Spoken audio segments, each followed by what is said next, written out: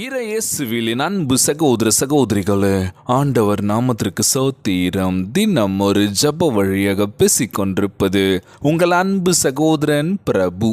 எப்படிங்க இருக்கீங்க? இன்றைய நாள் எப்படிங்க போச்சு? உங்களுக்கு மகிழ்ச்சியாக இருந்தீங்களா?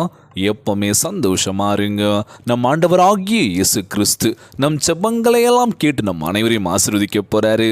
நம் இல்லங்களுக்கு வரப்போறாரு. மகளே மகனே கலங்காத, மனம் உடைஞ்சி போகாத, நான் இருக்கேன், தைரியமா இரு அப்படின்னு சொல்றது யாருங்க? நம்ம இயேசப்பா. ஆமீன். அன்பு சகோதர சகோதரிகளே, ஆண்டவருக்குள் மகிழ்ச்சியா இருப்பதே உங்களுடைய பலன். நெகேமியா 8ஆம் அதிகாரம் 20 சொல்லப்பட்ட அழகான வாக்கு தத்தங்க இது. இன்னைக்கு மகிழ்ச்சியாக இருக்கீங்களா அப்படின்னு சொல்லி நான் கேட்டேன். நீங்கள் என்ன சொல்லுவீங்க? இருக்கேன் பிரதர், வாய் வார்த்தையாக சொல்லிடலாம். ஆனால் உள்ளுக்குள்ளே எவ்வளோ கஷ்டங்கள், எவ்வளோ வலிகள் இருக்குன்றது நமக்கு மட்டும்தான் தெரியும்ல. அடுத்தவங்களுக்கு யாருக்குமே தெரியவே தெரியாது. பார்க்கும்போது இவங்களுக்கு என்னப்பா கஷ்டம் வந்துட போகுது, எவ்வாறு சந்தோஷமாக தானே இருக்காங்கன்னு சொல்லிட்டு போயிடலாங்க. நம்ம என்ன பண்ணுவோம் தெரியுமா? அவங்களுக்கு நாங்கள் சந்தோஷமாக இருக்கோன்னு சொல்லி அவங்களோட சண்டையாக போட முடியும். அவங்க பார்வைக்கு அப்படி தெரிஞ்சால் ஓகே பரவாயில்ல, என்ன பண்ணுறது, நம்மளுடைய கஷ்டம் நம்மளுடைய போட்டுன்னு சொல்லி எத்தனை பேர் என்ன பண்ணுறோம்? அப்படி தான் வாழ்ந்துட்டுருக்கோம்ல. இன்றைய நாள் நம்ம ஆண்டவராக இயேசு கிறிஸ்து அழகான வாக்கு தத்தத்தை கொடுத்திருக்கின்றார்.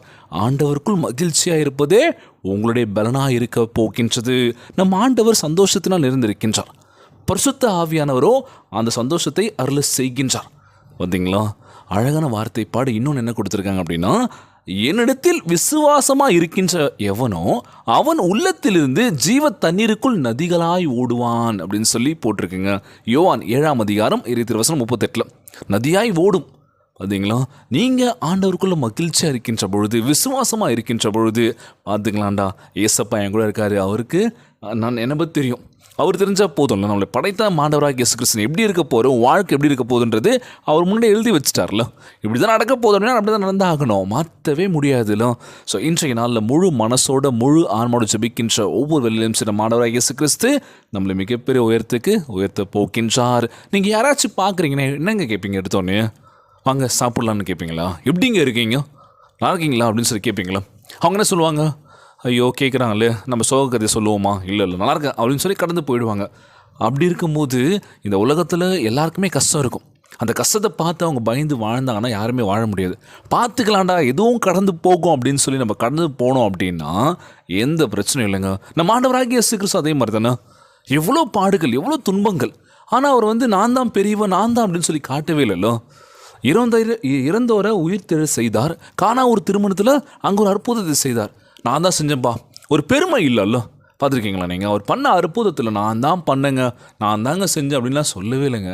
அவ்வளோ தாழ்மையாக, அவ்வளோ தாழ்ச்சி இருந்ததுல. ஆனால் நம்மக்கிட்ட ஏதாச்சும் ஒரு விஷயம் பண்ணனா, இது நான் தான் சொல்லி கொடுத்தேங்க, நான் தான் பண்ணேங்க அப்படின்னு சொன்னால் பண்ணுவோம். நம்ம கெத்துக்காகவே நம்ம ஒரு சில விஷயங்கள் நம்ம தான் பண்ணோம் அப்படின்ற மாதிரி இருக்கும். நம்ம பண்ணோம், பிரச்சனை இல்லை. அதை நம்ம பெருமையாக நம்ம பேசக்கூடாதுல்ல. இந்த உலகம் பேசணுமே தவிர நம்ம அதை பண்ணிட்டு நம்ம தான் பண்ணோன்னு சொல்லுவோம்ல. இன்றைக்கி எத்தனை பேர் தான் சொல்லிட்டு இருக்கோம்ல, இது என்னால் தான் பண்ணப்பட்டது, இது நான் தான் பண்ணேன், இது என்னால் தான் செய்யப்பட்டது அப்படின்னு சொன்ன மாதிரி நம்ம பெருமையாக பேசிகிட்டு இருக்கோம். ஸோ பெருமை கல்ல இந்த இடம். நம்ம எவ்வளோ பண்ணாலும் சரி, வெளி உலகத்துக்கு தெரிஞ்சால் தெரியுது இவங்க தான் பண்ணாங்களான்னு சொல்லி கண்டுபிடிக்கணும்ல. ஸோ அவ்வளோ தாழ்ச்சி இருக்கணும், அவ்வளோ இருக்கணுங்க நம்மக்கிட்ட. ஆனால் நம்மக்கிட்ட அதெல்லாம் இல்லைல்ல. ஒரு கெத்து இருக்குது, நான் தாங்க பண்ணேன், நான் தாங்க எல்லாமே அப்படின்னு அந்த ஒரு இருக்குல்ல, அது வேணாங்க. இன்றையெல்லாம் நம்ம ஆண்டவராகிய இயேசு கிறிஸ்து நம்மோடு கூட இருக்கின்றார். மகளே மகனே கலங்காத, நான் பார்த்துக்கிறேன்னு சொல்லி இன்றைய நாளில் கொடுக்கப்பட்ட அழகான வார்த்தை பாடு என்ன தெரியுமா? ஆண்டவருக்குள் மகிழ்ச்சியாக இருப்பதே உங்களுடைய பலன் அப்படின்னு சொல்லி ஒவ்வொரு நாளும் கடந்து போங்க. காலையில் ஏஞ்சிக்கிறீங்களோ அந்த நாள் உங்களுடைய நாள் தான். அது என்னன்னாலும் பார்த்துக்கலாம்டா. பிரச்சனையை பார்த்து ஓடிட்டு இருக்காதீங்க, பயந்து ஓடாதீங்க. பிரச்சனையை நம்ம முடிக்கணும் அப்படின்னா அதை நீங்கள் கரெக்டாக நின்று இந்த முடிச்சா இந்த விஷயம் பண்ணால் கரெக்டாக இருக்கும், முடிச்சிருங்க, அவ்வளோதான், முடிஞ்சிச்சு. திரும்பி ஒரு பிரச்சனை வருது, அதே நம்ம ஃபேஸ் பண்ண போகிறோம். பிரச்சனை வந்துட்டு தான் இருக்குது எல்லாருக்குமே. ஸோ அதை நம்ம சார்ட் அவுட் பண்ணிட்டோம் அப்படின்னா எந்த பிரச்சனையும் இல்லை. நம்ம ஆண்டவராக இயேசு கிறிஸ்து அவருடைய ஜெபியுங்கள், முழு மனசோட கேளுங்க, நிச்சயமாக கொடுப்பாருங்க, கலங்காதீங்க. இன்னொரு முக்கியமான விஷயம் என்ன அப்படின்னா, வாழ்க்கையில் அடுத்த கட்டம் அப்படின்னும் போது ஏதாச்சும் உடம்பு சரியாமல் போயிடுச்சுன்னா, ஐயோ என் வாழ்க்கையே போயிடுச்சுரா, இதுக்கப்புறம் என்னால் இந்த விஷயம் பண்ண முடியாதுல்ல, வயசாகிக்கிட்டே போதில்ல, கால்வலி, தலைவலி, உடலில் ஏகப்பட்ட வலிகள் வருது. ஆண்டவரே நோய் நொடி இல்லாத வாழ்க்கையை கொடுங்கன்னு சொல்லி ஜெபிங்க அப்படின்னு சொல்லி கேட்குறான். நிறைய பேர் கேட்ட விஷயம் இதுதான். இவ்வளோ விஷயங்கள் வந்து நம்ம ஆரோக்கியமான உணவை நம்ம எடுத்துக்கிட்டோம் அப்படின்னாலே நம்ம உடம்பு செம்மையாக இருக்கும். அதுக்கேற்ற நம்ம உடற்பயிற்சியும் செய்யணும், அதுக்கேற்ற நம்ம மாற்றிக்கணும்னு சொல்லுவாங்களோ. ஸோ கண்டிப்பாக நம்ம ஆரோக்கியமாக இருக்கணும்னா ஹெல்த்தியான ஃபுட்டை சாப்பிடுங்க, ஆரோக்கியமாக இருங்க. மனசு சுத்தமாக இருந்தாலே போதுங்க, உடலும் சுத்தமாக இருக்கும். எந்தவித நோய் நொடி இல்லாமல் ஆரோக்கியமாக உடல்நலத்தை நம்ம ஆண்டவராகிய இயேசு கிறிஸ்து கொடுக்க போகின்றார். இன்றைய நாள் ஜபத்திற்குள்ளாக பயணிப்போமா? எங்களை மிகவும் அதிகமாய் நேசிக்கின்ற அன்புள்ள ஆண்டவராகிய இயேசுவே, இன்றைய நாள் வாக்குறுதி வசனத்திற்காக நன்றி ராஜா. ஆண்டவரே, நீர் மாத்திரமே தரக்கூடிய சந்தோஷத்திற்காக உம்மை சோத்தரிக்கின்றனப்பா. உம்முடைய சமூகத்தில் பரிபூர்ண ஆனந்தமும் உம்முடைய வலது பரிசத்தில் நித்திய பேரானந்தமும் உண்டு என்று உம்முடைய வசனம் கூறுகின்றது தகப்பனே. எங்களை உள்ளாக பலப்படுத்தக்கூடியதும் வேறு எவராலும் இயலாத வண்ணம் எங்கள் ஆத்துமாவை திருப்திப்படுத்தக்கூடிய வண்ணமான தெய்வீக சந்தோஷத்தினால் எங்கள் இருதயத்தை நிரப்பும் தாழ்மையுடன் கேட்கிறேன் ஏசப்பா. எங்களுக்கு நல்ல ஒரு ஆறுதலை கொடுங்க ஏசப்பா. யாரெல்லாம் எங்களை வெறுத்து ஒதுக்குனாங்களோ, எங்கெல்லாம் நாங்கள் தலை குனிஞ்சோமோ அங்கெல்லாம் எங்கள் தலையை உயர்த்த வேண்டும் என்று கேட்கிறேன் ஏசப்பா. உம்முடைய அன்பையும் தயவும் நம்பி எங்கள் வாழ்க்கையை முற்றிலும் உம்முடைய கரங்களில் ஒப்படைக்கின்றேன் ராஜா.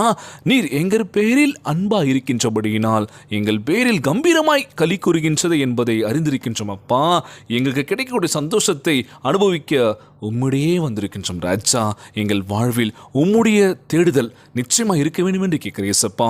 உம்மை நோக்கி ஜெபிக்கின்ற ஒவ்வொரு கண்ணோக்கி பாருங்கப்பா. உம்முடைய ஆசீர்வாதங்களை பெற்று வாழ்வில் மிகப்பெரிய உயரத்துக்கு போனாண்டவரே. எவ்வளோ பேர் கைவிட்டுக்கலாம், எங்கேயும் நாங்கள் விழுந்து எழுந்துக்க முடியாமல் ஐயோ போச்சுன்னு சொல்லி இன்னைக்கு புலம்பி தவிச்சிட்டு இருக்காங்க ஆண்டவரே. வாழ்க்கை இன்னும் முடியல, இன்னும் இருக்குன்னு சொல்லி அவங்கள ஊக்குவீங்கப்பா. பலனை கொடுங்க ராஜான்னு சொல்லி உங்க முன்னாடி வந்து கேட்குறோம் ஆண்டவரே. எல்லா தடைகளையும் முறித்து போடுங்க ராஜா. உம்மால் கூடாத காரியம் ஒன்றும் இல்லை ஆண்டவரே. உம்முடைய கிருபையும் சந்தோஷமும் எங்கள் வாழ்வில் நிரம்பி வழிந்து ஓட வேண்டும் என்று கேட்கிறேன் ஏசப்பா. எங்களை சுற்றி இருப்பவர்களை ஆசீர்வதிங்க ராஜா. அவங்க எங்களுக்கு எதிரியாக இருந்தாலும் சரி, அவங்க வாழ்க்கையும் பார்த்துக்கோங்கப்பா, குடும்பத்தையும் பார்த்துக்கோங்க ஆண்டவரே. எல்லோரையும் பார்த்துக்கோங்கப்பா. எங்கள் வாழ்க்கை நிலைமையை மிகப்பெரிய உயர்த்த வேண்டும் என்று ஜெபிக்கிறேன் ஆண்டவரே. இந்த ஜெபத்தை கேட்டுக்கொண்டிருக்கின்ற என் அன்பு சகோதர சகோதரிகள், என் அன்பான உறவுகள் எல்லோரையும் பார்த்துக்கோங்கப்பா. யாருக்கு எந்த கஷ்டங்கள் துன்பங்களை கொடுத்துடாதீங்க ராஜா. நோய் நொடியினால் அவதிப்பட்டு கொண்டிருக்கின்ற ஒவ்வொரு சகோதர சகோதரிகளை உமது கரங்களால் தொட்டு அந்த நோயில் அகற்றி போடுவீராக. உம்மால் கூடாத காரியம் ஒன்றுமில்லை ஆண்டவரே. எல்லோரையும் பார்த்துக்கோங்கப்பா. இன்றைய நாள் வசனத்தில் கூறியதை போல ஆண்டவருக்குள் மகிழ்ச்சியாக இருப்பதே உங்களுடைய பலன் என்று சொல்லியிருக்கீங்க ஏசப்பா. எங்கள் நல்ல பலனை கொடுங்க. எந்தவித நோய் நொடி ஆரோக்கியமான உடலை தர வேண்டும் என்று கேட்கிறேன் ஆண்டவரே. எல்லோரையும் பார்த்துக்கோங்க. ஒவ்வொரு குழந்தை செல்வங்களை ஆசீர்வதிங்க. உடல் தெம்பும் வலிமை தர வேண்டும் என்று கேட்குறேன்ப்பா. கணவன் மனைவிக்குள்ள ஒற்றுமையை கொடுங்க. விட்டு கொடுத்து போகிற எண்ணத்தை கொடுங்கப்பா. கணவர் குடிக்கிறாருன்னு சொல்லி கேட்குறாங்க. குடி பழக்கத்திலிருந்து விடுதலையான ஒரு வாழ்க்கையை கொடுக்க வேண்டும் என்று கேட்குறேன் ஏசப்பா. படிக்கின்ற மாணவிகள் நல்லபடியாக படித்து அவங்க வாழ்க்கையில் நல்லதே கற்றுக்க வேண்டும் என்று கேட்குறேன் ஏசப்பா. படித்து முடித்து இன்னும் வேலை வாய்ப்பு கிடைக்கலன்னு சொல்லி கலங்கிட்டு நிற்கிறாங்க. நல்ல ஒரு வேலை வாய்ப்பு ஏற்படுத்தி தர வேண்டும் என்று கேட்குறான். அவரை எல்லோரையும் பார்த்துக்கோங்கப்பா. இன்றைய நாள் ஜெபம் இயேசுவின் விலையேற பெற்ற நாமத்தினாலே ஜெபிக்கின்றேன் நல்ல பிதாவே. ஆமேன், ஆமேன். இயேசுவுக்கே புகழ், இயேசுவுக்கே நன்றி. மரியே வாழ்க. God bless you all. தொடர்ந்து ஜெபியுங்கள். நம் ஆண்டவராகிய இயேசு கிறிஸ்து நம்மோடு கூட இருக்கின்றார். மரியே வாழ்க.